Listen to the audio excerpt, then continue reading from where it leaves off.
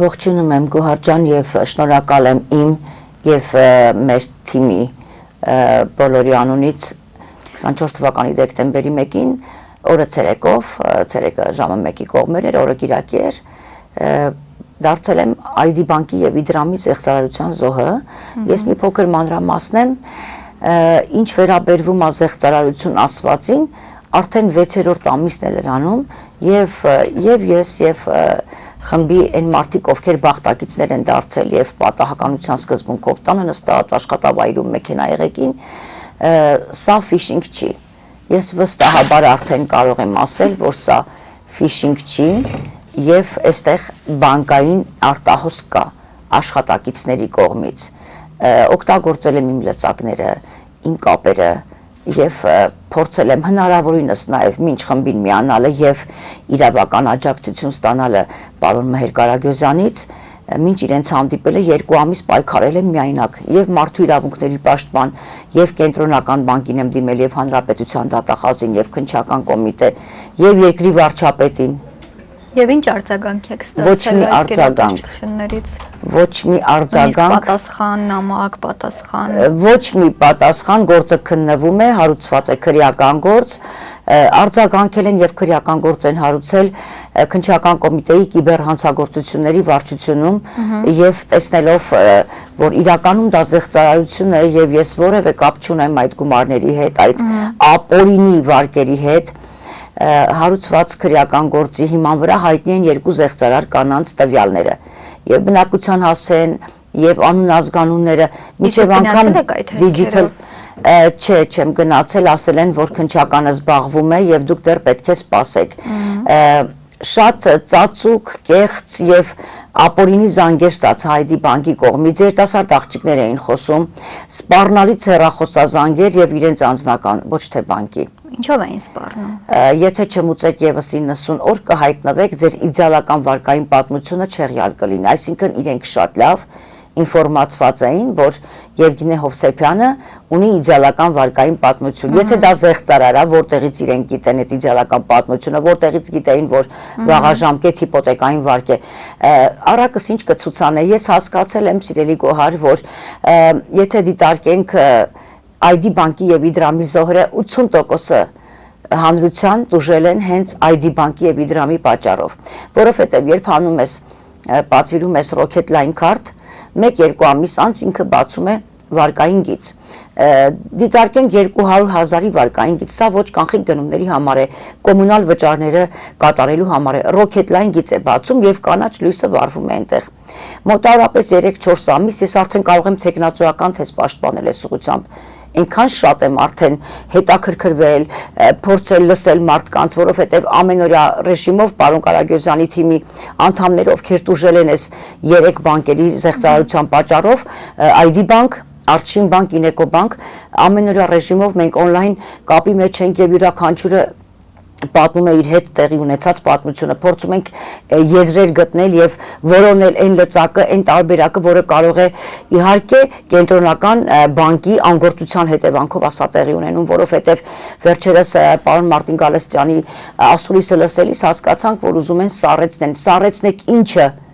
մարդու չտեսած գումարն եք սառեցնում եւ ասում են, որ ID բանկ առավելություն է տալիս 5 տարով է սառեցնում, մինչ զեղծարարը հայտնաբերվի։ Մեզ մոտ կան մարդիկ, բայց 5 տարի հետո եթե չհայտնվի, դուք պետք է նորից վճարես եւ իբր 24%-ը իջեցնում են 12%, այսինքն վճարես մի բանի համար, որին չես շոշափել, չես տեսել գույնը, չես տեսել, միլիոնների մասին է խոսքը գնում, Գոհար։ Եվգենի ջան, հստակ կնշեք ձեր անունով ինչքանի վարկ է ձևակերպվել։ 2 միլիոն դրամ, մեկը Rocket Line, մեկը սպառողական, մեկը հունիսի 2-ին ավարտվում է, ինձ արդեն հասցրել են ներկայացնել սև ցուցակի անդամ, որովհետև օրեր առաջ դիմեցի հեռախոսի ապառիկի համար, երեխան գերազանցությամբ փոխադրվել էր դասարանից դասարան, ես նրան խոստացել էի, որ եթե ուսման մեջ հաջողակ լինես եւ 3 բանկեր ինձ մերժեցին, ասելով, որ ID բանկի թեթև ձեռամբ արդեն դուք հայտնվել եք սև ցուցակում եւ ուշացումներ են, հաջորդը լինելու է նոտարական բռնագանձումը, դա վերջին 1 տարում տեղի ունեցած, հա, անշարժ գույք, հա, եւ ԴՀԿ հասկանում եք ինչա կատարում, սա ամենաթողություն է,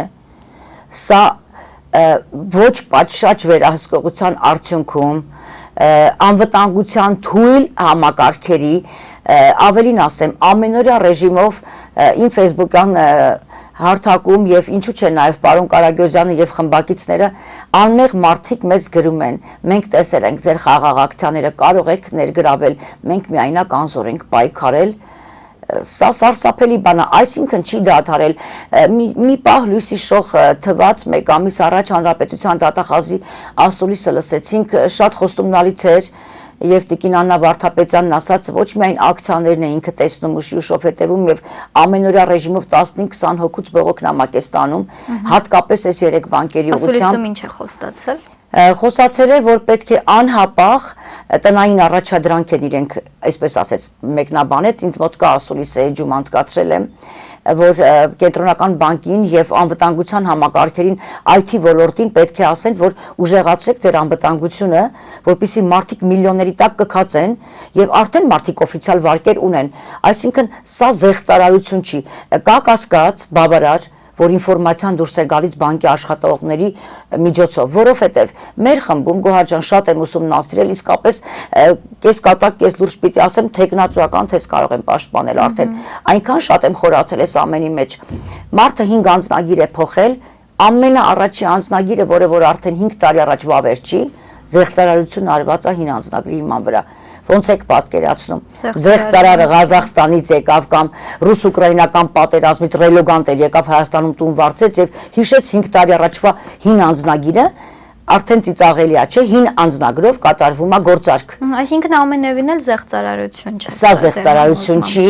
ամենայն պատասխանատվությամբ եմ ասում, սա, ինչպես ասում են ժողովուրդը, բանկի աշխատողի մատը խառն է, իմ պարագայում հեռախոսազանգը ձայնագրվել է, Իդրամի աշխատակցուհի ներկայացած Սիրանուշը հարցրեց իմ հեռախոսի մոդելը, հարցրեց որ վարկյանին է, դա հաշտարարի տեղեկատվության մեջ չի երևում, Սիրանուշը խաղից դուրս վիճակում հայտնվեց, վերացրեցին աղջկա գործոնը, ջնջեցին զանգերը եւ Փառք Աստծո երեխան Թումոյում է սովորում, հասցրել էր սկրինշոտ անել զանգերը եւ իմ ելքային եւ մուտքային զանգերը, որտեղ որ երևում էր իմ եւ Իդրամի եւ անգամ Խանջան փողոցում տեղակայված Երևան քաղաքի ոստիկանության շենքում քննիչի օպերլիազորի ներկայությամբ ես բարձրախոսով եմ խոսել, որովհետև Իդրամից էր զանգը 060-ով, զանգերը վերացրել է հաշտարարի գրասենյակը, որովհետև ինքը կույրաղիք է, ինքը պետք է գոյություն չունենալ, հաշտարար ասվածը կոմպրոմիսի եկող, հաշտության եզրեր որոնող կառույց պետք է լինի, որը երկար տարիներ ի նպաստ ժողովրդի եւ քաղաքացու պետք է ծառայեր, ինչ է նշանակում հաշտարարը ձեռքերը լվանում է եւ զանգը, որը որ արված է Իդրամի աշխատակցու կողմից, անհետանում է էլեկտրոնային փոստին ուղարկված 22 էջանոց նամակի միջից։ Իսկ ID բանկ այսօր ձեզ ինչ է խոստանում։ ID բանկը 2 շաբաթ առաջ զանգահարեց ինձ, Էլի անհայտ Ծագումով աղջիկ էր խոսում, ով ներկայացավ Արաբկիր մասնաճյուղից, որովհետև ես Կոմիտասում եմ ապրում, սա է պայմանը, Տիկին Եվգենե, եթե համաձայն եք 5 տարով սառեցնենք, ինչ որ բոլորին է։ Ինչ որ հա, ասացի ես կարող եմ տեսնել այդ համաձայնագիրը, դա համաձայնագիր չէ, Տիկին Եվգենե, դա վարկային պայմանագիր է, ասում եմ, գիտեք ինչ, ես տանը նստած երեխային դաս էի սովորեցնում Կիրակի օրով, ես չեմ եկել ներկայացել, իր մնաց թե պայմանագիր կնքեմ, գիտեք, ասեցի աղջիկ ջան, ես չգիտեմ, դուք ունեք միջնակարգ կրթություն, թե տարական օղակն եք, ես 2 բարձրագույն կրթությամբ, դուք ինձ զանգել եք տանը նստած երեխային դասապրոցեսում, ինձ ասում եք, որ եկել եք եւ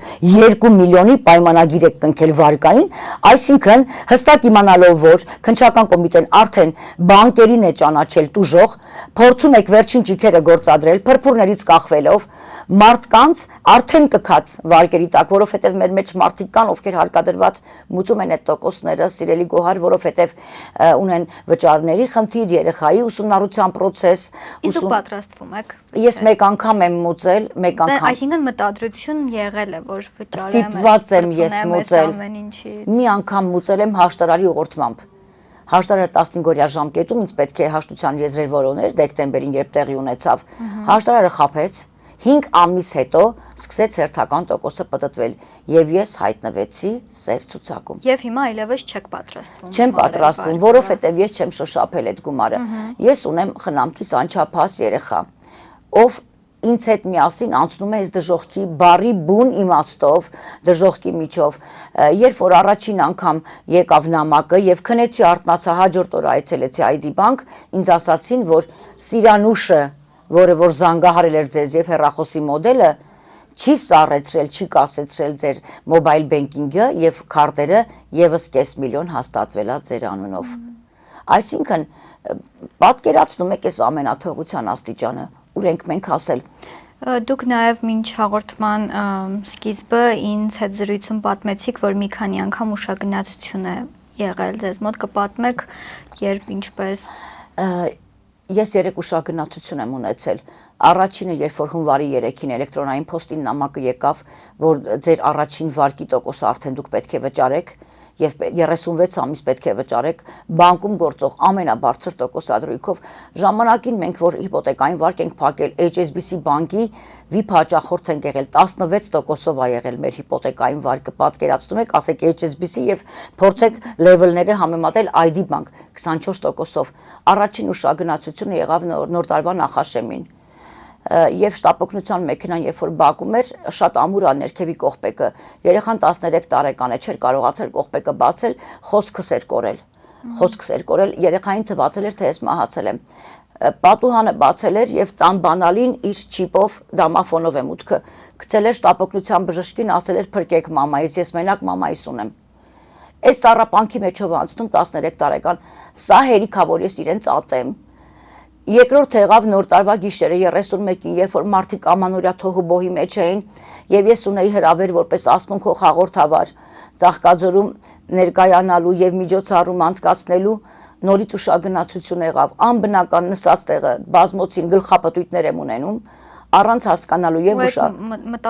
մտածմունքից։ Արդեն 6-րդ ամիսն է եւ ես եւ խմբակիցներս որևէ մեկս չենք քնում։ Սա դժոխային վիճակ է, սա ես թշնամուց չեմ ցանկանա գոհար։ Գուցե մի քիչ էմոցիոնալ ստացվի մեր հարցազրույցը, մարդկային որևէ նորմի մեջ սա չի տեղավորվում, որ երեխային կարա թվա, որ մայրը մահանում է տան մեջ եւ ճարահատված, որ անգամ կողպեկը չի կարա բացի, թեկուզ կողքի հարևանի, որովհետեւ ինձ շատ հարգում են,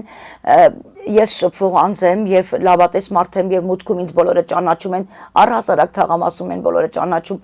անճարությունից երեխան ասել է փրկեք մամայիս մահացել է։ Ու սա 3 անգամ ա կրկնվել։ Սա հերիք է, որ որևէ Ռուսաստանի կամ եվրոպական որևէ երկրում մարդու վրա այսքան բռնություն գործադրեին, այդ անբնական զանգերը առաջին 3-4 ամիսը զանգում է,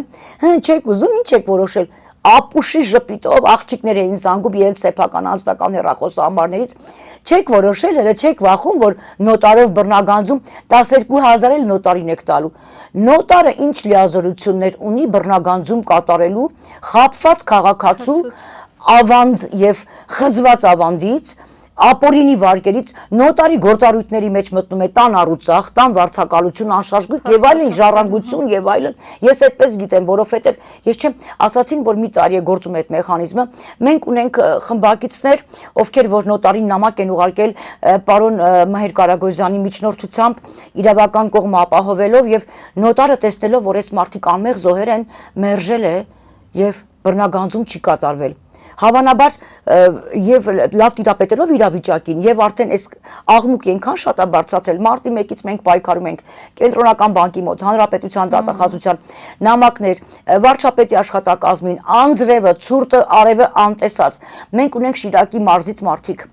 ունենք հիմնականում Շիրակի մարզում տուժել են Արչին բանկի պատճառով, մարդկանց ավանդներն ա խզվել,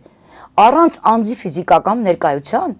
բանկը խզում է ավանդը մարդու։ Մինչդեռ պետք է առաջին փոքրիկ կասկածի դեպքում բանկը կապ հաստատի հաճախ։ Կապ պիտի հաստատի։ Եվգենիա ջան, եւ կխնդրեմ ամփոփելով, ասեք հիմա ինչ եք պատրաստվում անել, որովհետեւ իմ տեղեկություններով պատրաստվում եք ազգային ժողով դիմել այդ մասին։ Այո, մենք պատրաստվում ենք 2 շաբթի օրը կրկին խաղաղ ակցիա եւ իրազեկման ակցիա եւ իշխող կուսակցության падգամավորներին իրազեկել եւ ընդդիմությանը, որովհետեւ մեզանից յուրաքանչյուրը ապահովագրված չի այս ամենից։ Մենք որոշենք իրականացնել համակարգային փոփոխություն։ Մենք բոլորիդ համար ենք պայքարում։ Վստահեցնում եմ, որովհետև ձեր գոլեգաներից մի քանիսը նույնպես դարձել են զեղծարարների, պարզապես լրագրողներ էին, մեծ աղմուկ բարձրացրեցին իրենց սոցիալական էջերում եւ 3-4 օր հետո բանկը ներողություն հայցելով վճարեց, հետ վերադարձեց։ Բայց երբ խոսքը գնում է միլիոնավոր վարկերի մասին, ես արդեն 4 գործող վարկեր ունեմ, Գոհար ջան։ Եթե կարողանամ իմ վարկերը ես կփակեմ օրինական, որը որ վերցրել եմ մամայից մահից հետո, մորը շորշնելուց, քաղցկեղի դեմ պայքարելու, շոշափել եմ, ես գիտեմ դա ինչի համար եւ հանուն մամայի եմ արել։ Ես դա վճարում եմ եւ պատվով եմ վճարում եւ որևէ ուշացում չունեմ։ Ինչի պետք է սարսափելի նայա, որ հայտնի անձի տվյալները իմ պարագայում եւ ելի ունենք մարդիկ, որտեղ որ գործով անցնող կանայք կան եւ Հայաստանում են այդ մարդիկ։ Ինչու բերման չեն ենթարկում։ Եվ հայտնի է 500,000-ը դեռ digital քարտի վրա է այդ կնոջ։ Ինչու հետ չի գանձում բանկը, որպեսզի ես գոնե այդ կես միլիոնից ազատվեմ։ Սա համատարած թալան է։ Ես պնդում եմ, որ սա պետք է համակարգային լուծում ստանա, որովհետև մեզանից յուրաքանչյուրը, անկախ որ ոլորտում է ինքը աշխատում, անկախ նրա սոցիալական պատկանելությունից, մաշկի գույնից ապահովագրված չի։ Այս հարցին պետք է արձագանքի երկրի վարչապետը, այս հարցին պետք է ազգային ժողովի բոլոր падգամավորները, որովհետև վաղը կարող են իրենց զավակները զոհը դառնալ, եւ իմ երեխայի նման ճարահատված պատուհանից բանալին գցեն, որ շտապօգնությունը փրկի մոր կյանքը։ Այս հարցին, այս էմոցիոնալ ֆոնը դնենք մի կողմ, սա համակարգային լուծման եւ ինչ առակս ինչ կցուցանե, եթե որևէ մեկը այս երկրում ապահովագրված չէ, նրա զավակները նույնպես, մենք սերտաճած ենք այս հողին ջրին, մենք այս երկրի քաղաքացիներն ենք եւ ես ուզում եմ ապրել եւ արարել, ստեղծագործել ազատ անկախ Հայաստանում։ Շնորհակալ եմ։ Ձեզ եմ շնորհակալ։ Զրույցի համար։